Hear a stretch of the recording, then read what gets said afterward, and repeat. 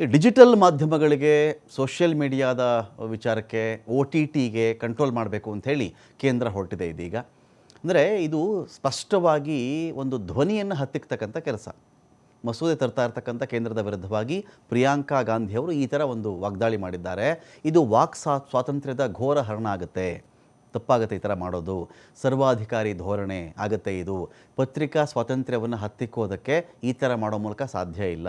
ಏನು ಮಸೂದೆ ತರೋದು ಅಂತ ಹೇಳಿದ್ರೆ, ಯಾರೋ ಒಂದು ಸೋಷಿಯಲ್ ಮೀಡಿಯಲ್ಲಿ ಒಂದು ಚಾನಲ್ ಮಾಡ್ಕೊಂಡಿರ್ತಾನೆ, ಅವನು ಸೋಷಿಯಲ್ ಮೀಡಿಯಾದಲ್ಲಿ ಏನೋ ಬರೀತಾನೆ, ಸರ್ಕಾರಕ್ಕೆ ವಿರುದ್ಧವಾಗಿರಬಹುದು, ಸರ್ಕಾರವನ್ನು ಪ್ರಶ್ನೆ ಮಾಡ್ತಿರಬಹುದು, ತಪ್ಪನ್ನು ಎತ್ತಿ ತೋರಿಸುವಂಥ ಕೆಲಸ ಆಗ್ತಿರಬಹುದು.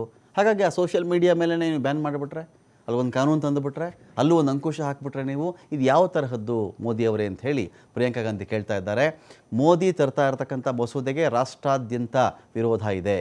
ಮೋದಿ ಮಸೂದೆ ತಂದರೆ ಮಹಾ ಚಳುವಳಿಗೆ ನಾಂದಿ ಹಾಡಬೇಕಾಗತ್ತೆ ನಾವು, ಟ್ವೀಟ್ ಮಾಡಿ ಕೇಂದ್ರ ಸರ್ಕಾರಕ್ಕೆ ಎಚ್ಚರಿಕೆ ಕೊಟ್ಟಿದ್ದಾರೆ ಪ್ರಿಯಾಂಕಾ ಗಾಂಧಿ.